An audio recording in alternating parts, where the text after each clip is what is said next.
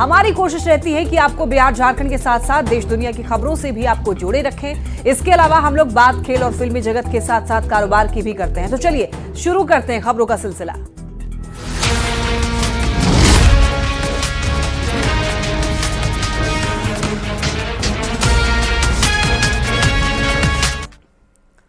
आज की मुख्य खबर से शुरुआत करते हैं बुलेटिन की। देखिए 17वीं सिविल सेवा परीक्षा के नॉर्मलाइजेशन में विरोध में बीपीएससी कार्यालय के पास पहुंचे अभ्यर्थियों पर लाठीचार्ज किया गया। बीपीएससी परीक्षा में नॉर्मलाइजेशन का विरोध, no multiple set question paper, 1 day 1 shift में परीक्षा लेने की मांग को लेकर बीपीएससी अभ्यर्थियों ने बीपीएससी ऑफिस के बाहर में प्रदर्शन किया और इस दौरान पुलिस ने अभ्यर्थियों पर जमकर लाठियां भाजी, जिसमें कई अभ्यर्थियों को चोट भी आई। बीपीएससी अभ्यर्थियों के आगे बढ़ने पर पुलिस ने पहले उन्हें रोकने की कोशिश की, लेकिन जब अभ्यर्थी नहीं रुके और चेयरमैन से मिलने की बात कहते रहे, जिसके बाद आपको बता दें कि अभ्यर्थियों को पुलिस ने जबरन रोकने की कोशिश की और इस दौरान अभ्यर्थियों और पुलिस के बीच पहले तो धक्का मुक्की की स्थिति बन गई। इसके बाद धीरे धीरे बवाल और ज्यादा बढ़ गया और पुलिस ने अभ्यर्थियों पर लाठीचार्ज कर दिया। पुलिस ने दौड़ा कर अभ्यर्थियों पर लाठीचार्ज किया है। आपको बता दें कि कई अभ्यर्थी इस दौरान घायल हो गए हैं। तस्वीरें टीवी स्क्रीन पर आपको दिखा रहे हैं, ये अलग अलग तस्वीरें जिसमें आप साफ तौर पर देख सकते हैं कि देखिए बीपीएससी ऑफिस के बाहर प्रदर्शन करते हुए अभ्यर्थी दिखाई दे रहे हैं और उसके बाद देखिए अभ्यर्थियों पर लाठीचार्ज की भी तस्वीरें टीवी स्क्रीन पर आप देख सकते हैं। इसके बाद आप देखिए कि पुलिस और अभ्यर्थियों के बीच में जब नोकझोंक हो रही थी तब की भी तस्वीर है और इसके अलावा अब पुलिस के खिलाफ भी नारेबाजी हो रही है लाठीचार्ज के बाद से, उसकी भी तस्वीर टीवी स्क्रीन पर आपको दिखा रहे हैं।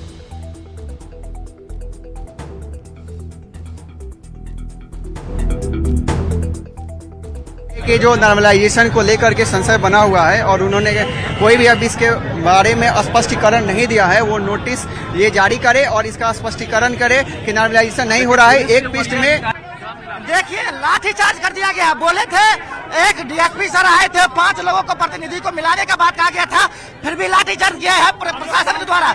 ये प्रशासन का नाकामी और विफलता है। नॉर्मलाइजेशन के विरोध में प्रदर्शन गर्दनी बाग में अभ्यर्थियों का धरना प्रदर्शन देखने को मिला। आप बताते चले आपको अभ्यर्थियों को अब कुछ शिक्षकों का समर्थन भी मिल रहा है। खान सर और गुरु रहमान समर्थन दे रहे हैं अभ्यर्थियों को और आपको बताते चले कि प्रदर्शनकारियों की मांग को जायज बताया है इन लोगों ने। बताते चले आपको नॉर्मलाइजेशन लागू नहीं होने देंगे का लगातार ये लोग नारे लगा रहे हैं। खान सर ने कहा है कि नॉर्मलाइजेशन रद्द कराकर ही रहेंगे। यूपीएससी ने नॉर्मलाइजेशन लागू नहीं किया है तो बीपीएससी क्यों लागू कर रही है, दरअसल सवाल ये उठ रहा है। नॉर्मलाइजेशन धांधली का एक आसान रास्ता है, शिक्षकों का कहना है। सर्वर प्रॉब्लम की वजह से जो बच्चे फॉर्म नहीं भर पाए हैं और उनकी भी मांग है कि 1 दिन का कम से कम समय दिया जाए जिससे कि वो लोग फॉर्म फिल कर पाएं। नॉर्मलाइजेशन पर गुरु रहमान का कहना है कि आयोग शांतिपूर्वक परीक्षा लेने में सक्षम नहीं है। नॉर्मलाइजेशन रद्द नहीं हुआ तो आमरण अनशन करेंगे। नॉर्मलाइजेशन के विरोध में छात्रों के साथ साथ शिक्षक खान सर भी सड़क पर उतर गए हैं और हम उनसे जाने आप भी रात को 12 बजे हम सड़क पर आप भी उतर गए। देखिए मजबूरी है हम लोग उतरना, गला बजा हुआ है, पढ़ा के उतरे हैं यहाँ पे। सुबह हम क्लास लिए, उसके बाद बच्चों को यहाँ लाए हैं। हमने बच्चों को मना किया, हमने बच्चों को सुबह सुबह समझाया कि आप सड़क पे न जाके अम्बेडकर जी का पुण्यतिथि है गर्दनी बाग धरना स्थल पे पहुंचे। हम लोग के कहने पे आप लोग आ गए। अब हम लोग इनको वादा, इन्होंने हमारा मान रखा, हम इनका मान रखेंगे। नॉर्मलाइजेशन रद्द कराएंगे और अगर बच्चों का टाइम खराब होगा तो बीपीएससी को डेट एक्सटेंड करना पड़ेगा और जो सर्वर प्रॉब्लम की वजह से 80,000 बच्चे फॉर्म नहीं भर पाए थे उन्हें 1 दिन का मौका दिया जाए बस। खान सर क्यों विरोध कर रहे हैं नॉर्मलाइजेशन का? नॉर्मलाइजेशन जब यूपीएससी नहीं लागू की, इतना घटिया चीज है, तो फिर बीपीएससी क्यों लागू कर रहा है यहाँ पर? हम लोग इसको रद्द कराएंगे नॉर्मलाइजेशन और तभी लौटेंगे। बीपीएससी का कहना कि बीपीसीएस ने भी रद्द करा दिया। ये धांधली का सबसे इजी रास्ता होता है। अब यहाँ पेपर माफियों से जो पेपर लीक कराते हैं, लाखों की जो फीस लेते हैं, उनके पास एक अच्छा धन जमा हो जाता है और वो लोग यहाँ आके पेपर खरीद लेते हैं और इसी से नॉर्मलाइजेशन से उनका फायदा होता है। हमारे पास मिडिल क्लास के बच्चे भरते हैं, इनके पास 10 लाख 20 लाख नहीं है जो धांधली कर पाए यहाँ पर। आप लोग के पास है जी इतना पैसा है? ये गरीब विद्यार्थी है, इनका हक हम मारने नहीं देंगे। हम शांतिपूर्ण ढंग से धरना देंगे और चाहे इसके लिए कुछ भी हो जाए, यहाँ खाली हाथ नहीं लौटेंगे। जरूरत पड़ेगा तो सीएम से भी मिलेंगे। बिल्कुल सीएम सर से मिलेंगे, उन्हीं पे विश्वास है। सीएम सर पक्का इस कर को करेंगे। बिल्कुल नहीं है सर, ये बात 100% आयोगों की निष्फलता का प्रतिफल है। आयोग शांतिपूर्वक परीक्षा लेने में सक्षम नहीं है, चोरी रोकने में सक्षम नहीं है, इसलिए ठिकरा स्टैंड पर फोड़ रही है। नॉर्मलाइजेशन अगर नहीं होगा तो हम लोग दोनों मिलके आमरण अनशन भी करेंगे, ये तय है। बिल्कुल जो नॉर्मलाइजेशन है उसको लागू करने का फैसला आयोग की तरफ से लिया जाता है। तो बिल्कुल ये विरोध जो है ये आप देख सकते हैं, एक छोर देख लीजिए कितनी भारी संख्या में छात्र हैं, शिक्षक हैं, सब गर्दनी बाग में इकट्ठे हैं और विरोध जो है वो अब तीव्र तरीके से शुरू हुआ है। और खान सर ने साफ तौर पर कह दिया है कि अगर जरूरत पड़ी तो वो इस पूरे मसले को लेकर मुख्यमंत्री नीतीश कुमार से मुलाकात करेंगे और हर हाल में जो नॉर्मलाइजेशन का फैसला होता है उसको रद्द करवाएंगे। कैमरा पर्सन अमित के साथ संजय कुमार, न्यूज़ 18, गर्दनी बाग, पटना। और एक खबर मधुबनी से, जहां पर ठाहर गांव के पास में बड़ा ट्रेन हादसा टल गया। गरीब रथ एक्सप्रेस का इंजन बोगी से अलग होकर के 1-1 किलोमीटर तक आगे बढ़ गया। बोगी से इंजन अलग होने के बाद ट्रेन में सवार यात्रियों में हड़कंप मच गया। गार्ड ने इसकी सूचना ट्रेन के ड्राइवर को दी। इसके बाद ड्राइवर ने इंजन को बैक किया। उसके बाद फिर इंजन को जोड़कर ट्रेन को रवाना किया गया। गाड़ी चलते चलते अचानक मेरे यहाँ प्रेशर 0 हो गया था। जी। तो पता किए तो लोको पायलट बताए कि इंजन अलग हो गया है। जी। और उसके बाद हम तुरंत मौके पर आकर के देखे हैं। जी। तो उससे संबंधित जो भी कार्यवाही हम कर चुके हैं। हाँ। पता चले हम सब देखलिए जैसे कि डब्बा आगू चल गए, इंजन पाछू से जाय चले, डब्बा पाछू से इंजन आगू चल गल चले। अच्छा। हाँ। एक बाद में से आदमी सब कूदे चले, नीचा बाहर कूदे जाय चले। हाँ। और अब बात लॉ एंड ऑर्डर की कर लेते हैं।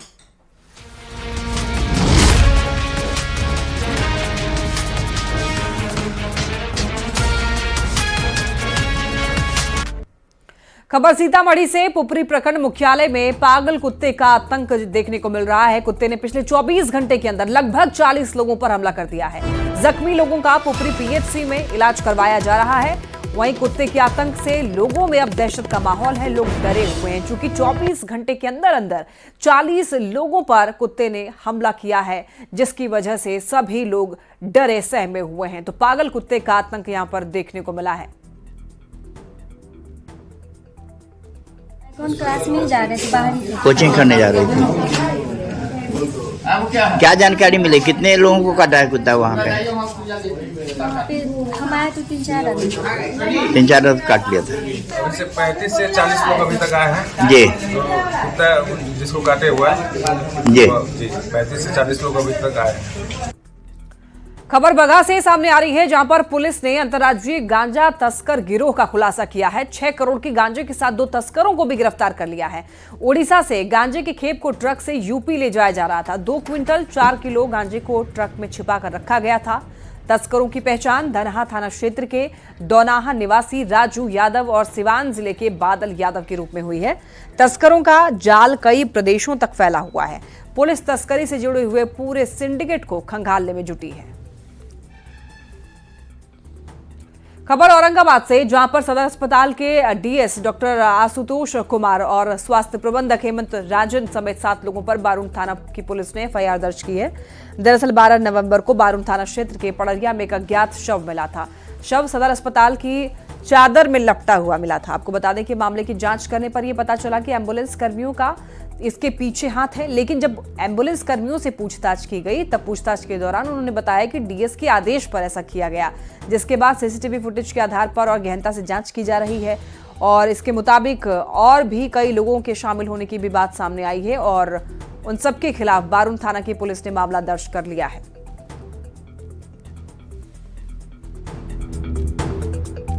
सिवान के मैरवा में अतिक्रमण हटाने के दौरान पुलिस और पब्लिक में झड़प हो गई। इस दौरान मौके पर अफरा तफरी का भी माहौल बन गया। 5 मकानों को पुलिस और पदाधिकारी हाईकोर्ट के आदेश पर तोड़ने के पहुंचे हुए थे। तोड़ने के दौरान परिवार की महिलाओं से पुलिस की झड़प हो गई। तस्वीर में भी ये देखा जा सकता है किस तरह पुलिस और महिलाओं के बीच में यहाँ पर झड़प हो रही है। ये मामला आपको बता दें मैरवा थाना क्षेत्र के इमरौली गांव का है, जहां पर बताया जा रहा है कि हाईकोर्ट के आदेश पर सरकारी जमीन पर बने हुए 5 मकान को तोड़ने के लिए अधिकारी पहुंचे हुए थे। हालांकि माहौल को तनावपूर्ण देखते हुए सिर्फ एक मकान को ही तोड़ा गया।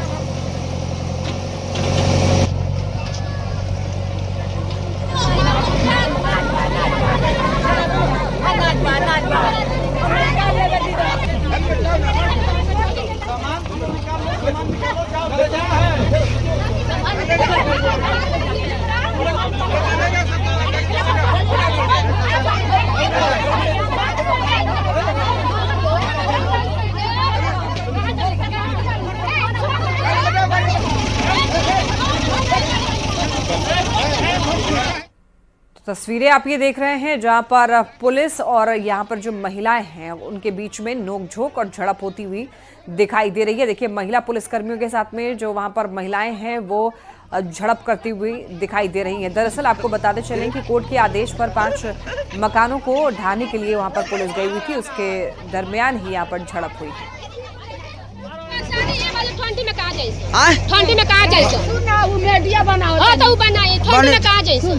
घर टूटता अतिक्रमण सब पहले बनी। कहाँ से झगड़ा बा? केने से?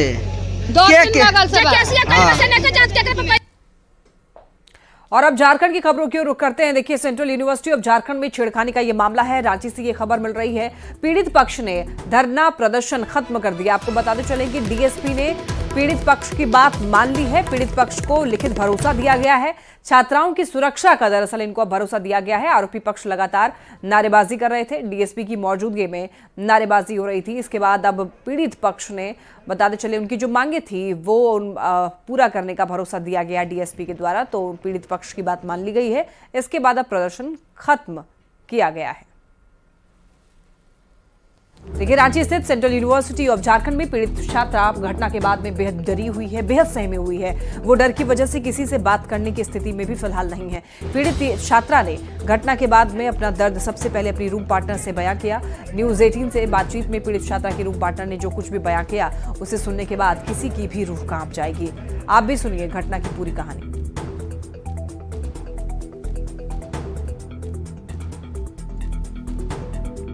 पलामू में बालिका गृह दुष्कर्म कांड में एक नया खुलासा हुआ है।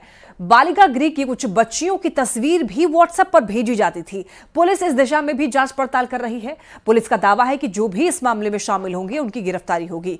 बता दें आपको, पलामू के बालिका गृह में रहने वाली 2 बच्चियों ने सुपरिटेंडेंट राम प्रसाद गुप्ता पर यौन शोषण का आरोप लगाया था, जिसकी जांच की गई थी और यह मामला सही पाए जाने पर पुलिस ने सुपरिटेंडेंट और वार्डन को गिरफ्तार करके जेल भेजा था। पूरे मामले की अभी जांच चल रही है। भी नाम आएगा इस जांच में और जिनके भी विरुद्ध साक्ष्य है वो कोई छोड़ा नहीं जाएगा। सब पे कार्रवाई होगी। जो भी कानून और नियम सम्मत कार्रवाई है सबके ऊपर कार्रवाई हो रही है। ये जो इन्वेस्टिगेशन में ये सामने आ रहा है कि वो जो काउंसलर थी, जो मेन एक्यूज्ड भी है, वो कुछ उसने फोटोज कहीं पे शेयर किया है, तो वो उसका इन्वेस्टिगेशन चल रहा है और उसमें जो भी दोषी पाया जाएगा उस पर कार्रवाई होगी। नशे के अवैध कारोबार के खिलाफ गुमला पुलिस लगातार कार्रवाई कर रही है। पुलिस ने गुप्त सूचना के आधार पर सिसई रोड गांधीनगर में छापेमारी की। इस दौरान पुलिस ने 3 महिलाओं को गिरफ्तार किया, जिनके पास से करीब 1 किलो 300 ग्राम अवैध गांजा बरामद हुआ। एसडीपीओ गुमला के नेतृत्व में छापेमारी टीम ने कार्रवाई करते हुए 3 महिलाओं को उनके घर से गिरफ्तार किया। साथ ही घर से ही अलग अलग जगह पर रख करके 1.25 किलो से भी अधिक गांजा जो है रखा हुआ था वो बरामद कर लिया गया। करने के क्रम में एक घर से लगभग 1 किलो 300 ग्राम गांजा की बरामदगी हुई है और उस घर में 3 महिलाएं थीं। आसपास पूछने के क्रम में मालूम चला कि पूर्व में भी इनका आचरण संदिग्ध था। इन लोगों के द्वारा ऐसी मादक पदार्थों की तस्करी में ये लोग संलिप्त रही हैं और उनके घर का जब सर्च किया गया तो सर्च में लगभग 1 किलो 300 ग्राम का गांजा बरामद हुआ है। और अब बात देश विदेश की कर लेते हैं।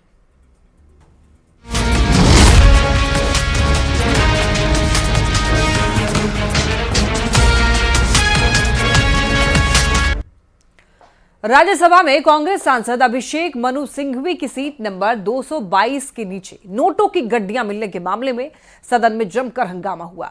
राज्यसभा के सभापति जगदीप धनखड़ ने सदन को जानकारी दी कि गुरुवार को सदन की कार्यवाही स्थगित होने के बाद सुरक्षा अधिकारियों ने उन्हें जानकारी दी थी कि सीट नंबर 222 के नीचे से कुछ कैश मिले थे, जिस पर आज सदन में जमकर बवाल हुआ।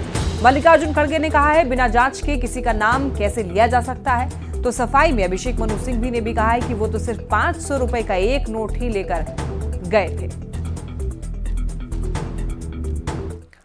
हरियाणा पंजाब के शंभू बॉर्डर पर किसान ने आंदोलन किया। किसान आंदोलन में पहुंचे हुए लोगों को काबू करने में पुलिस को काफी मशक्कत करनी पड़ी। किसान हरियाणा की ओर बढ़ना चाहते हैं और लेकिन उन्हें शंभू बॉर्डर पर पंजाब की ओर से रोकने की कोशिश की जा रही है। इन सबके बीच में किसान आंदोलन में पहुंचे हुए लोगों को रोकने के लिए आंसू गैस के गोले भी दागने पड़े। शंभू बॉर्डर पर जबरदस्त हंगामा हो रहा है। हंगामे को देखते हुए अब आपको सीधे लाइव तस्वीरें दिखाएंगे। मुख्यमंत्री हेमंत सोरेन कुछ कह रहे हैं। करना प्रारंभ करेंगे। सिर्फ रांची ही नहीं, विभागीय जिला कार्यालय तक ये समीक्षाएं चलेंगी। सभी जिला में बैठक होगा, सभी विभागों का, सभी मंत्रीगण उसका समीक्षा करेंगे। क्या दोष गुण, क्या सही खराब चल रहा है, सभी चीजों की जानकारी ली जाएगी। किस चीज की आवश्यकता है, किस चीज की आवश्यकता है नहीं है, उन सब चीजों को देखा जाएगा।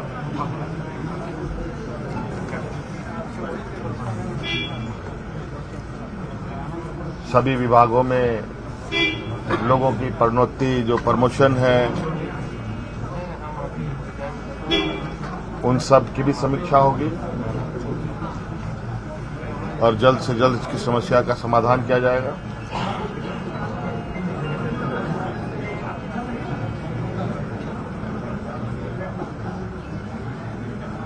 तो कुल मिलाकर के बहुत सारा विषय है। सभी विभागों को हमने कहा है कि अपने विभागों को बिल्कुल दुरुस्त करें। हेडक्वार्टर से लेकर जिला कार्यालय तक, प्रखंड कार्यालय तक, जहां जहां लोग हैं, सभी योजनाओं का आकलन भी करें। उन सब योजनाओं का आज के परिप्रेक्ष्य में क्या आवश्यकता है, क्या प्रासंगिकता है, उन सब का भी आकलन होगा। और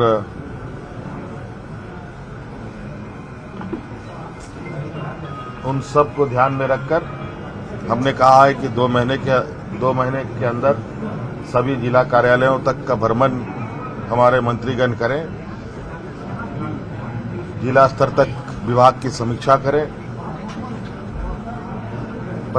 पदाधिकारियों के कार्य कुशलता और कार्य दक्षता की भी आप समीक्षा करें। कौन किस तरीके से काम कर रहा है, नहीं कर रहा है, और उन सभी चीजों का समय समय पर मुझे भी अवगत कराएं ताकि उचित निर्णय लिया जा सके।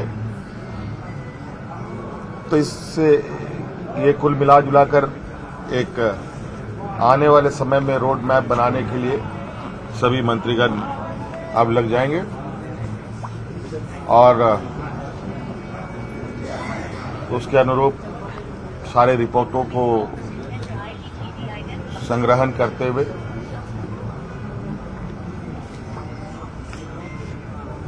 सभी विभाग एक नई ऊर्जा के साथ काम करेगी। Thank you sir. वो बैच कुछ और लेते हैं सर, घूम के बता दें।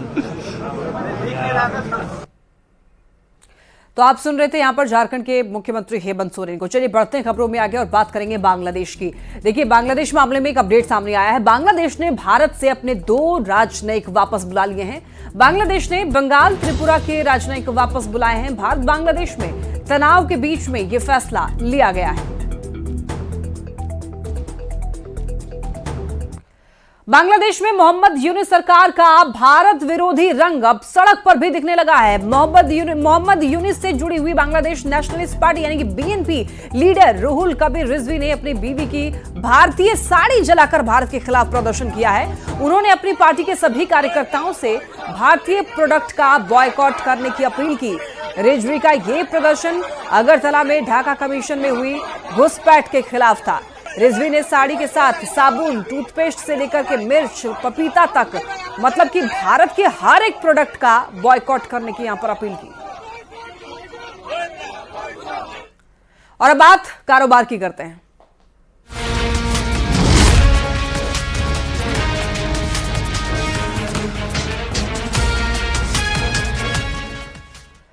बीएसई लिमिटेड के शेयर आज यानी कि 6 दिसंबर को आपको बता दें कि 5,445 रुपए के अपने नए रिकॉर्ड ऊंचाई पर पहुंच गए। पिछले 3 दिनों से इस शेयर में लगातार तेजी जारी है और इस दौरान इसका भाव करीब 19% तक बढ़ चुका है। गुरुवार को कारोबार के दौरान आपको बता दें कि बीएसई के शेयरों में 14% की भारी उछाल देखने को मिला और आज के कारोबार में बीएसई का शेयर 4% से अधिक बढ़कर के अपने रिकॉर्ड उच्च स्तर पर पहुंच गया है। और देखिए 3 साल के लंबे इंतजार के बाद में अल्लू अर्जुन ने अपनी मोस्ट अवेटेड फिल्म पुष्पा 2 ने सिनेमाघरों में दस्तक दे दी है। 5 दिसंबर को रिलीज हुई इस फिल्म ने पहले ही दिन बॉक्स ऑफिस पर आग लगा दी, सारी फिल्मों के रिकॉर्ड को धूल चटा दी। पुष्पा 2 ने रिलीज के पहले ही दिन सॉलिड ओपनिंग की और अब तक की हाईएस्ट ओपनर का रिकॉर्ड भी अपने नाम कर लिया है। फिल्म ने ओपनिंग डे पर ही 170 करोड़ से ज्यादा की कमाई कर ली, इतिहास रच दिया है। तो वहीं वीकेंड पर फिल्म की कमाई में और ज्यादा इजाफा होने की उम्मीद है। इसी के साथ इस बुलेटिन में इतना ही। तमाम खबरों के लिए आप देखते रहिए न्यूज़ 18।